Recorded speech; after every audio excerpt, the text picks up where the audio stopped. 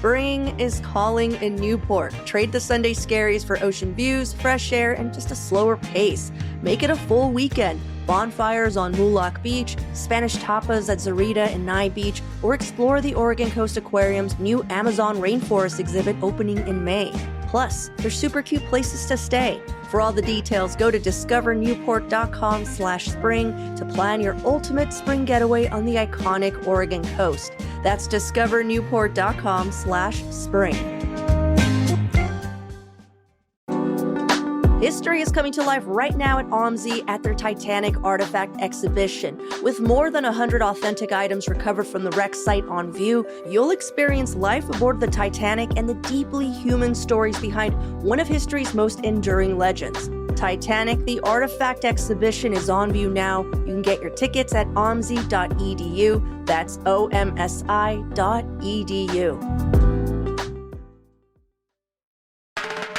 This is Your City Could Be Better, because it could be. I'm David Plotz. If you love your city and still complain about it, you're in the right place. I'm an old person, and I've lived in cities for a really long time, and that means it's pretty rare that there's some kind of city policy or urban experiment that I've literally never heard of before. And that is why I am so excited to talk about democracy vouchers. Since 2015, the city of Seattle, unlike any other jurisdiction that I know of in the U.S., has given $100 in vouchers to every voter that the voter can then donate to the candidate of their choice in municipal elections. Basically, you can become a political donor without spending any of your own money and, in fact, spending the city's money. The city's tax money. I guess it is your own money because you probably paid those taxes. Today, I'm talking to Jane Zihu, the host of CityCast Seattle. And the question on the table is, would your city be better if it gave money to voters to donate to political candidates? Jane Zihu, welcome to Your City Could Be Better. Thanks for having me, David. So, Jane, how did this idea get started? When did it get started? How did it come to be? Okay, so the idea of democracy vouchers was actually proposed in the 90s by a Yale law professor named Bruce Ackerman. He had Bruce the idea. Ackerman? Oh, do you know Bruce? Sure. Yeah, I mean, Okay. I don't know him, but I know his reputationally. Our old bud, Bruce. So he had the idea to give American voters $10 in Patriot credit cards to donate to federal campaigns. So this idea kind of just was in the ether for a while. And then the legal scholar Lawrence Lessig popularized it in 2011. He wrote this book about it and a New York Times op-ed, which did big numbers. And he was proposing $50 in vouchers. And this information all made its way to some Seattle organizers in this moment where they were really trying to recover from losing this referendum on getting public matching programs going in Seattle. That was in 2013. They had proposed this whole thing where the government would match contributions up to $50, but it lost by like a sliver, like 1,400 votes. So the main group that was leading that effort heard about Lessig's work, and they decided to poll Seattleites on whether people here would be interested in doing something like a democracy voucher. It seemed pretty popular. They put it on the ballot for 2015 under the initiative called Honest Elections Seattle, and 63% of voters voted in favor of it, and that has been around ever since. We actually voted to renew this program back in August 2025. So, okay. So how does it work? What do the vouchers look like? Do you get them? Are there physical vouchers? How do you spend them? Who can you spend them on? Yeah. Okay. So you get physical vouchers to start. At least when the program first launched, you get a little piece of paper. It has 4 little rectangles that are perforated. They kind of just look like, an old school gift certificate almost. And if you want, you can return them to the campaign of the person that you want to give them to. You can also return them directly to the Seattle Ethics and Elections Commission. One innovation that they've made since they first launched this program is you can now register online to just get your democracy vouchers there. And it seems like the people who do it that way are actually more likely to turn them in because you don't have to faff about with figuring out how to get this piece of paper back to where it needs to go. But You typically get them at the beginning of the year. Like, I think they're usually released in like February or March. And it depends a little on what elections are happening. Like, it has to be a city office, obviously. And some years there are only some people in some districts who get them. So, for instance, this year here in Seattle, there's a District 5 seat open. And so those folks are getting $50, but the rest of the city, I don't believe, gets anything. Oh, interesting. Okay. And then you write on the voucher, or when you go online, you designate, I want it to go to this candidate. And could you put your own name on it? Could be like, I could go to Jane See Who, even though you're not running for office, or it has to be a registered candidate for office? So it has to be a registered candidate. So candidates have to go through a system of basically opting into this program. And part of that is actually receiving enough donations from individual people of at least $10 in order to be eligible to receive the democracy vouchers. And there are all a bunch of other requirements too, depending on which office that you're running for, in terms of like how much you can accept from an individual person, like keeping your total campaign spending under certain amounts, that you have to participate in public debates. So there is a little bit of a vetting process before you're eligible to actually receive the vouchers. Participate in public debates that's a good qualification. That's a good requirement. I think it's that you have to do at least 3 of them, which is kind of cool, I think. And where does the money come from for this? So this is from property taxes. So it's paid for by a 10-year property tax, the one that just went through in 2025. It's a 10-year property tax of $1.50 per $100,000 of assessed value. So in Seattle, that's roughly like if you have a medium value home here, which is like $1 million, you're paying like $15, which is kind of a steal. You're getting $100 for paying $15. Or if you're a renter, you're not really paying any of it, I guess. It's free money. And what are the participation rates? I don't know how many voters there are in Seattle, probably several 100,000. How many of them are voting in municipal elections, and then how many of them are turning in their democracy vouchers? 2023, participation in the program was about 5% of people who received the vouchers, which is way higher than most rates of participation in like contributions, which typically is like 2.5% in other cities. So it also breaks things down by candidate disbursements. So in 2023, the city ended up giving candidates like $2.4 million. Okay. So, and that came from $2.4 million of the democracy voucher money, but it's only 5%. So 1 in 20 of the voters who got a democracy voucher decided, I'm going to actually go and give it to a candidate. Yeah, it seems like the participation has really varied over the course of the program. Like it really had increased the first few elections after it was introduced and kind of hit a high watermark in 2021. I think it had something like close to 10% of participation, but it seemed like it backed down a little bit in 2023, which researchers think maybe was due to just political fatigue at the time, but hard to know. Did you elect a mayor in 2023? Or only in We did not in 2021. Yeah. So maybe participation I bet if you look at 2025, it'll be higher again because you had a mayoral election. So the city doesn't have the official 2025 election participation rates for the democracy vouchers. Like they haven't issued their usual annual report. But I did get to look at the contributions made to each of the campaigns of the 2 major candidates for mayor in 2025.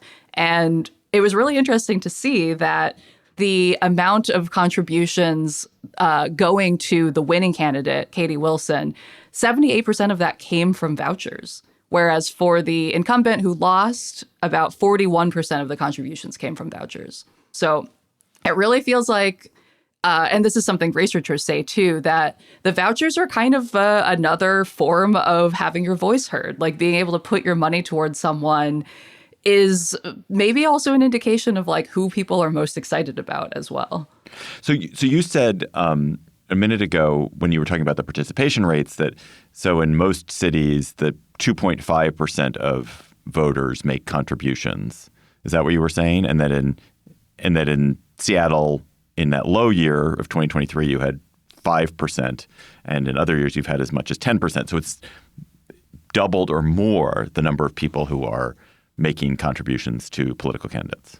Yeah, that's right. It seems like, based on what researchers have found so far, that it massively increases who is participating and just generally gives people more of an opportunity to contribute. So you can answer this or not as you see fit. Did you give your democracy vouchers back? I did. You did. And like, if you asked your 3 best friends, did they give their democracy vouchers back?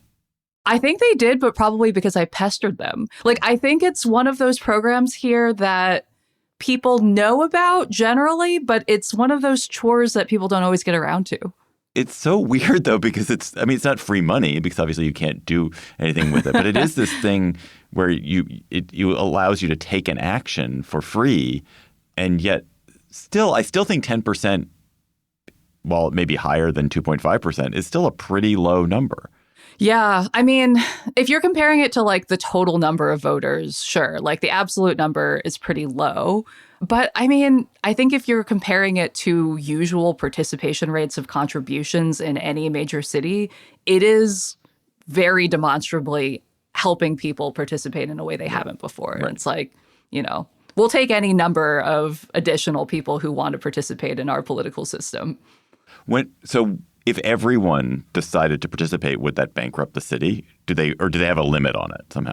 There is a limit on it. So the amount that any candidate can receive is determined by the spending limit for the election cycle, which is like determined in when you are applying to get these democracy vouchers. Like, this is the total amount that you're able to receive. And you can only redeem up to that limit. So that's actually one pitfall of this program. So in 2017, 29% of vouchers were assigned to campaigns that ended up not being redeemed because they had already hit the cap. I see. And the cap is there because they don't want the city to go bankrupt, or they don't think it's fair for, okay. Essentially, yeah, they're like, this has to work some way. Like, essentially, the levy that they've put on property taxes only raises like $3 or $4 million a year. And so they really can't go that far above that budget.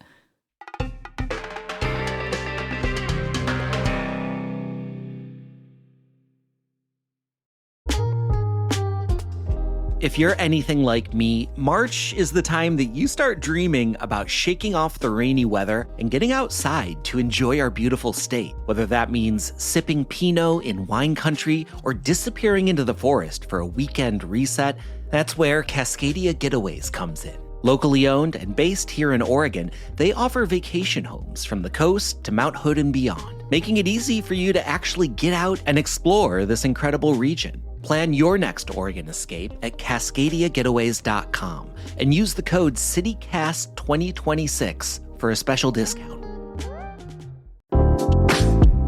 I know many of us are looking out for more ways to be climate conscious, and while many people install solar panels on their homes, millions of renters, condo owners, homes with shady roofs, even small businesses who want to go solar but simply can't install panels are sidelined. Cascadia Community Energy is changing that, eliminating barriers by connecting people to clean, local energy for their homes and businesses through the Oregon Community Solar Program. Now, Community Solar is designed to give everyone access to local solar farms without buying the panels. So if you're wondering if you can access discounted local solar farms, Cascadia is now serving the entire PGE service area with no installations and no termination fees. This is solar made simple. Go discover how you can make an impact and save on your power bill at CascadiaCommunityEnergy.com. That's CascadiaCommunityEnergy.com.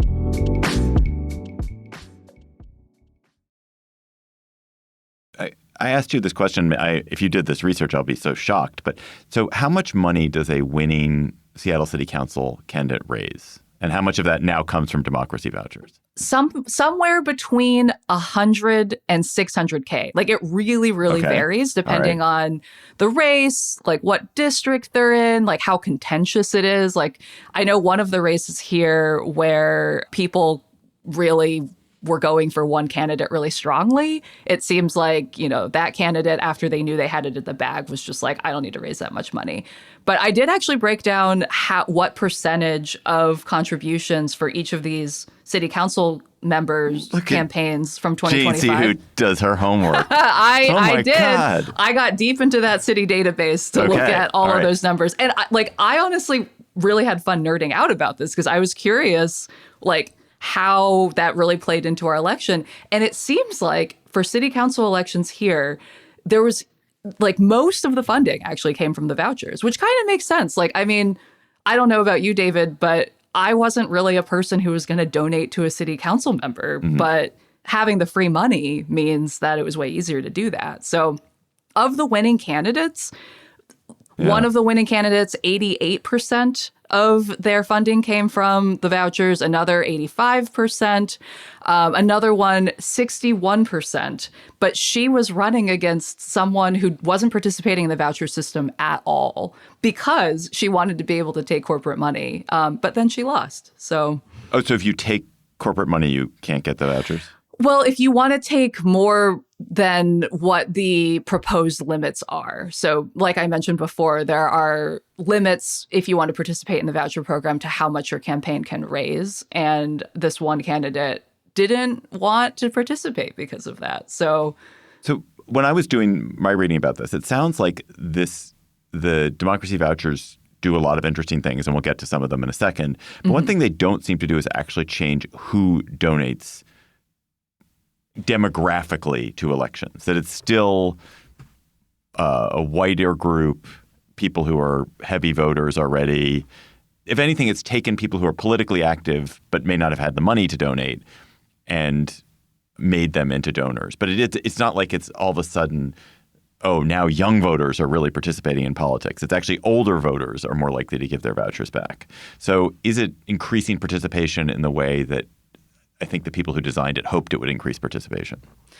I think yes and no. Like what you say is true, that people who are older, whiter, wealthier, like people who are already more likely to participate in contributing to a local election are more likely to return their democracy vouchers. But it seems like it's also the case that you are getting more people who are not part of those demographics who are participating as a result.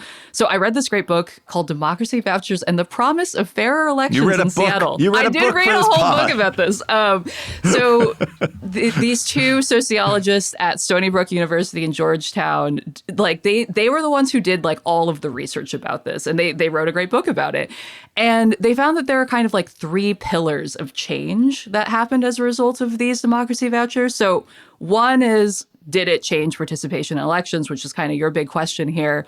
And essentially, yes. So if you look at a graph of the last like 6 elections, the before and after is really stark. Like just the sheer number of people contributing is much higher. Yes. And then it gets to this question of, is this representative of the broader population? And the answer is sort of. Like, it's more representative than the usual system of contribution. So there are more people of color and more young people participating. But like you say, white, older, more affluent Seattleites are still more likely to participate. But participation, they found, is growing in these groups of, younger people, people of color. So overall, that's good news. And then the third pillar that they looked at was, did this renew the pool of participants in local elections? Like, are more people investing than before? And looking at it, it's so interesting to see like the number of people who make cash contributions is somewhere around like $8,000 to $10,000 before we introduced democracy vouchers. And that has increased by so much. So in 2021, close to 60,000 different people participated. So basically, it's like quadrupled or quintupled the number of people who are just making contributions in the first place. But most of those contributions are from democracy vouchers. Yes, the vast cash. majority of them are from vouchers instead of cash. Although some people are now doing cash in addition to the vouchers, which I think is another rich area of study, but we don't have numbers on really. A couple of other finicky details. So they're $25 increments. So you can't give 10 to one, 12 to another. You give 25, 50, 75, or 100. That's right. Yes. Yeah. I will say that the hang up that I have sometimes about the $25 increments, because you've got, 4, you're like, I got to spend them wisely. Like sometimes I feel like I'm a kid where I have like 4 really good stickers and I'm like, well, like, where should I put them? Like, it's kind of permanent. Like, I got to make the right decision. And so I put off making a decision where like I'll give 2 of them away at the very beginning where I'm like, okay, I really want to put some money behind this primary candidate. But then I forget about the other 2 before they expire. So I think it is, yeah, it's kind of tricky sometimes to figure out how to distribute them the way that you want. And I said in the introduction that I didn't know of any other jurisdictions in the U.S. that have this. Are there other jurisdictions that have this, as far as you know? No. So the only one that has passed this is Oakland, California, which approved something similar in 2022, but it has been paused due to lack of funding. I don't think they're going to start it until at least next year if they do it at all. Yeah. And you do hear, and I think New York has this, the government matches where yes, if I give $10, the government will match it, another 10 or 20. I think New York, it's an 8-to-1 match for some elections. But this is different. So let's go to the, your city could be better. Is your city better? So when political scientists look at the effect on the elections, you've identified some. There are more donors. But what are the other effects? Are there any other effects on elections? Do they have any effects on who wins, on who does well, on incumbency, on new kinds of candidates? All of those things, actually. So it changes who is running in a lot of ways. So candidates have actually said that it's easier to run and that having these vouchers means that there's a lower barrier to entry. We also do know that it has been associated with more people of color and more women winning among candidates, and that the average age of people running went down from 55 to 47, which is not a huge change, but that's like a decade. That's a huge change. I disagree. Huge. That's amazing. Yeah. Yeah. So, yeah, it's interesting that it's not only influencing, how voters are having their voices heard or, their money spent, but it's also kind of changing the incentive structure for candidates to run potentially. Right. And your example of your mayoral race where you have a young woman, Katie Wilson's a youngish woman, right, who won that election over an incumbent. Younger than the average, I guess. Yeah. She's like early 40s, I think. Yeah. So. Okay. So, but not an old woman who won that and did it with 78% of her donations. That's right. Yeah. That's astonishing. So this is just for Seattle, for municipal elections. Is it? That's right. Would this be legal? Could the state do something like this? And could there be a federal version of this? Or would that be illegal if it were federal? There was actually a 2017 legal case brought to county court alleging that our voucher system infringed on homeowners' First Amendment rights to use taxpayer dollars to fund speech they didn't support. And that actually got appealed to the Washington State Supreme Court, who ruled against the homeowners. They said that the precedent came from this 1976 case, Buckley versus Vallejo, which upheld the use of government funding of campaigns, including limits on spending by candidates who choose to accept government subsidies. So it's unclear, though, whether the U.S. Supreme Court would come to the same decision, though. So, I mean, there has actually been a similar program proposed at the federal level in 2018. So Ro Khanna, who is a California representative, introduced a Democracy Dollars Act and proposed that each voter gets federal election vouchers, too. So $25 for the president, $15 for the Senate, and $10 for the House. But it didn't really go anywhere. Interesting. How well known is this in Seattle? Obviously, you know about it because you're talking about it. But do you think this is this something that people broadly care about, talk about, know about? I think know about. I would guess most people at least know about it. As we talked about, participation is not super high. Like, I do think that people know about it and know that they maybe should be returning them in the same way that a lot of people feel like they should be voting. But our municipal elections often are in the 30 to 40% range. So it's not atypical for a city to not have, huge election turnout unless it's tied to a presidential election as well. It's not like a huge point of civic pride or anything, which I've always been surprised about because it's such a cool program and we're the only ones doing it. Yeah. Are there any people who object? Are there any haters? I have never heard of a hater, I will say.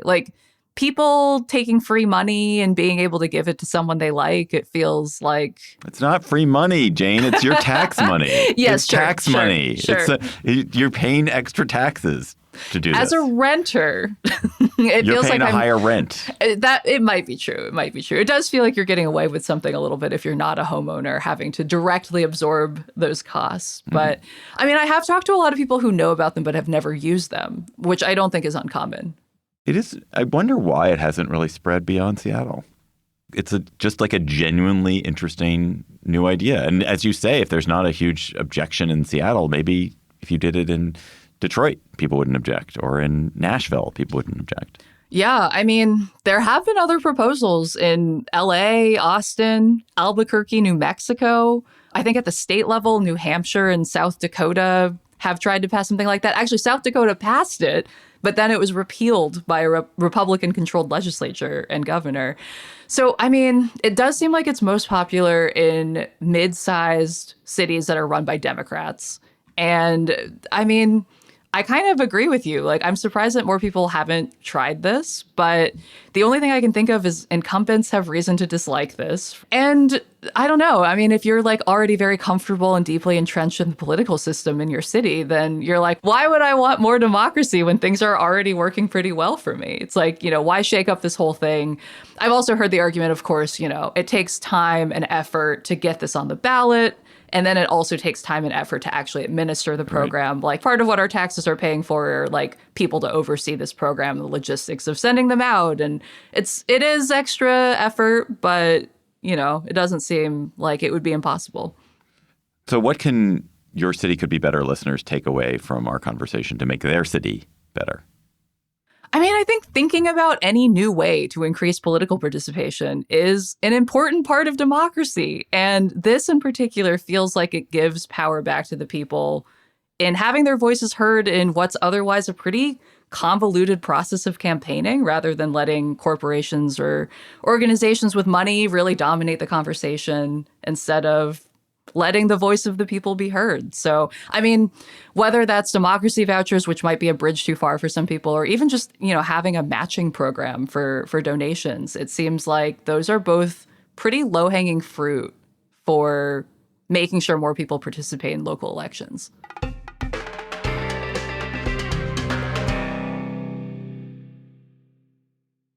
That was so interesting, Jane. Now we're going to go to a little lighter topic.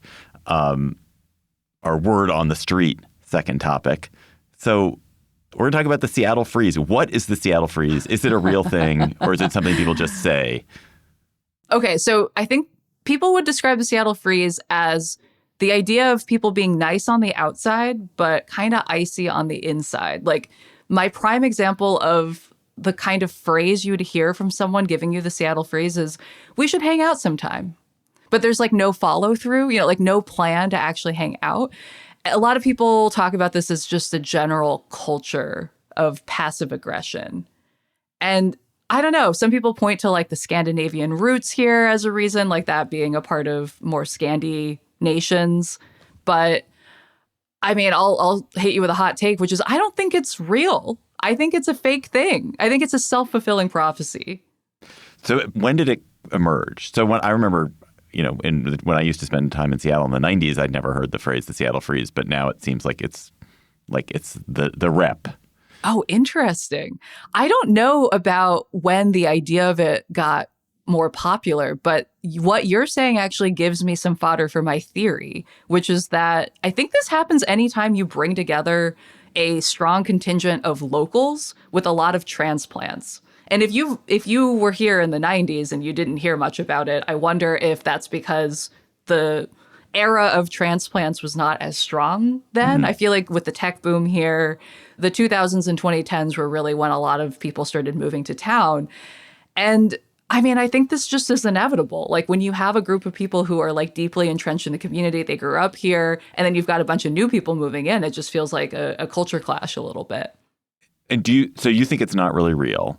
Do you think it would be true in any city where there's a lot of transients? I see this in my hometown. I grew up in Louisville, Kentucky, which is not a place that has a name for this thing. But I've heard from a bunch of people who are new to town or like have moved there as adults saying that they found it really hard to get into a social circle in Louisville because a lot of people there end up hanging out with, who they went to college with or high school or even like middle school. Right. And it kind of makes sense. It's like, if you've already got your crew of people, no, we're not accepting new friends right now. But here, I think it just also becomes an easy crutch to avoid social interaction. Like, as you probably know, we have a reputation for the weather being very gray and rainy a lot of the year. I think it's just like getting easier and easier to disappear into like our online worlds rather than interacting in real life and just being like, ugh, it's too hard to make friends because of the Seattle freeze. Because of the Seattle freeze, not because I'm not trying, not because I'm just sitting on my hard. ass. Like, I get it. Like, I understand. But I think there's like a little element of maybe it is harder to break through people's exterior here. But I don't know. I'd say half of my friends here are transplants and half of them are people who grew up here. So I'm like, it can be done. What's, I think, to me is so odd about this theory is that actually the people who are desperate to make friends are transplants. So I think where you get tension is when the native who is like, I don't need these people. They are annoying. All the prices are higher. Like, why is there another poke shop here? And like the natives are encountering the transients. But I would have thought the transients would be not Seattle freezing themselves at all. They'd all be like, I'm new in town. Let's hook up. I think you see some of that, but then you also, I think, have some folks who are like, I'm new and this is just really hard. And I mean, to that, I say, yeah, it is hard. I think it takes a few years to build relationships anywhere you move. But here, because we've got this built-in thing you can point to, it's easier to point to that thing instead of just accepting that it's hard. Yeah. I mean, D.C., where I live, is a city filled with transplants and with people who come in and out of it. And I actually think that especially when you're young and you move to D.C., it's pretty easy to plug into social circles for the reasons I just talked about, because everyone else is new. And so you're all in the same position. And so everyone's kind of joining up. Also, because I guess political careers are intrinsically more social careers than tech careers. A lot of people who go into tech careers are personality. Or you're like working from home too, I think is another big thing here, which is, a lot of people are not going into an office and meeting people organically.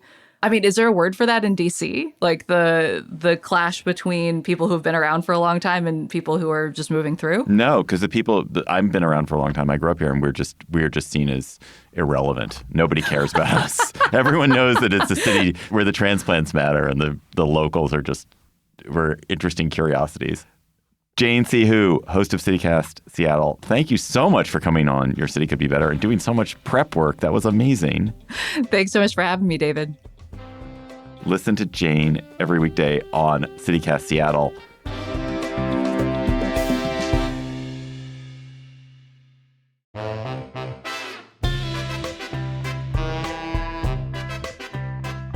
That's all for today's episode of Your City Could Be Better. I am your host, David Plotz, and our producers this week were Lizzie Goldsmith, Elizabeth Kama, Priyanka Tilve, Jane C. Hu, and Ashley Smith.